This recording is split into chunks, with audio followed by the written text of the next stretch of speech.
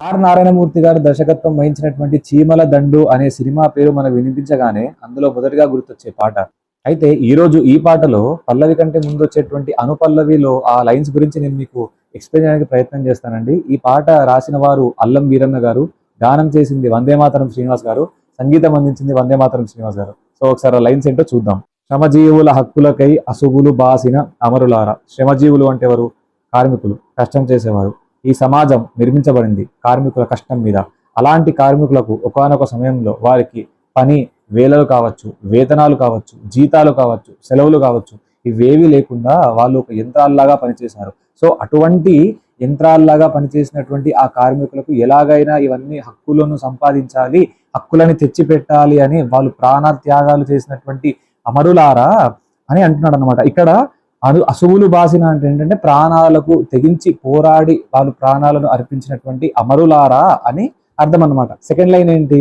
అందుకోండి అరుణారుణ వందనాలు. ఇదైతే బ్యూటిఫుల్ లైన్ అని చెప్పొచ్చు. ఎంటైర్ సాంగ్ లో ఇది బ్యూటిఫుల్ లైన్. ఇక్కడ మామూలుగా కవి అందుకోండి అరుణ వందనాలు అని రాయొచ్చు. ఇక్కడ అరుణం అంటే ఏమిటి? ఎరుపు, ఎరుపు రంగు. ఎరుపు దేనికి సంకేతం?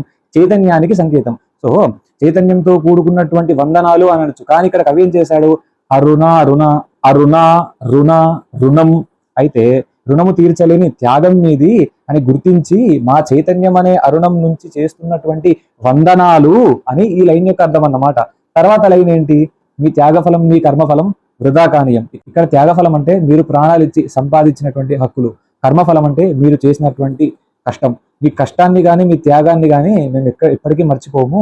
మీరు మాకు ఇచ్చినటువంటి ఈ స్వేచ్ఛ మళ్ళీ యజమాన చేతుల్లోకి అసలు పంపించే ప్రయత్నము చెయ్యము అనేటువంటిది ఈ లైన్ అర్థం అన్నమాట. ఇక చివరి లైన్ ఏంటి? ఎర్ర జెండా సాక్షిగా. మనం ఏదైనా ఒక పవిత్రమైనటువంటి పని చేసే ముందు దైవం మీదనో అగ్ని మీదనో ప్రమాణం చేస్తాం. సో అలాంటి ఒక పవిత్రమైనటువంటి ఈ ఎర్ర జెండా, ఈ ఎర్ర జెండా సాక్షిగా చెప్తున్నాము, మీరు మా కోసం పడినటువంటి కష్టం, మీరు మా కోసం చేసినటువంటి త్యాగం, మీరు మాకు ఇచ్చినటువంటి స్వేచ్ఛను మేము ఎప్పటికీ మర్చిపోము, మిమ్మల్ని మేము గుండెల్లో ఉంచుకుంటాము అనేటువంటిది ఈ లైన్ అర్థం అన్నమాట. అయితే బేసిక్ గా అమరులు వారు వందల మందిలో ప్రాణాలను విడిచారు, కానీ కోట్ల మందిలో చైతన్యాన్ని నింపారు. కోట్ల మంది హృదయాలలో వాళ్ళు ఒక చైతన్యపు జ్యోతులుగా వెలుగుతున్నారు.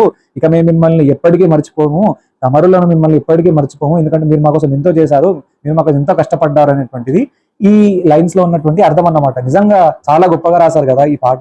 ఈ పాట వింటున్నప్పుడు కూడా మనలో కూడా ఒక ఉత్తేజం అనేటువంటిది పుడతా ఉంటుంది. చాలా గొప్పగా రాశారు పాట.